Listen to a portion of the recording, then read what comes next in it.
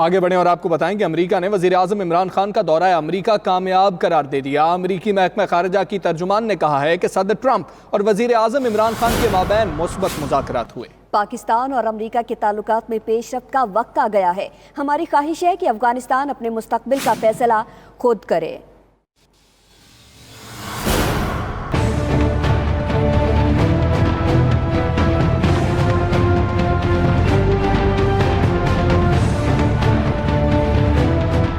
वज़ीर-ए-आज़म पाकिस्तान इमरान खान के कामयाब दौरा अमेरिका की तस्दीक अमेरिकी वज़ारत ख़ारजा ने भी कर दी। अपनी प्रेस ब्रीफिंग में अमेरिकी महकमा ख़ारजा की तर्जुमान मॉर्गन ऑर्टेगस का कहना था कि सदर ट्रंप और वज़ीर-ए-आज़म इमरान खान के माबैन मुस्बत और कामयाब मुज़ाकरात हुए, जिसके बाद अब पाकिस्तान और अमेरिका के ताल्लुकात में पेशरफ्त का वक्त आ गया है। Now we think it's time to make progress on the success of this first meeting. You know, I would note one of the things that the Prime Minister said is that he vowed to urge the Taliban to negotiate with the Afghan government.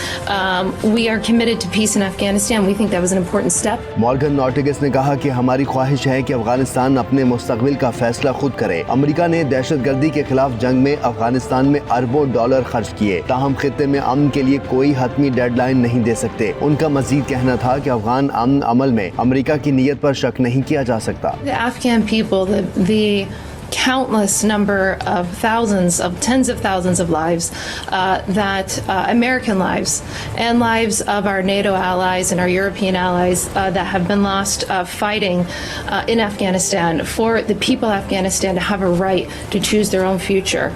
Not just the number of lives lost, but the billions of dollars that have spent there. Morgan Ortagus का कहना था कि वज़ीर-ए-आज़म इमरान खान की वज़ीर ख़ारजा Mike Pompeo से भी अहम मुलाकात हुई है, जिसमें दोनों जानिब से बाहमी ताल्लुकात मज़ीद बढ़ाने का इज़हार किया गया है।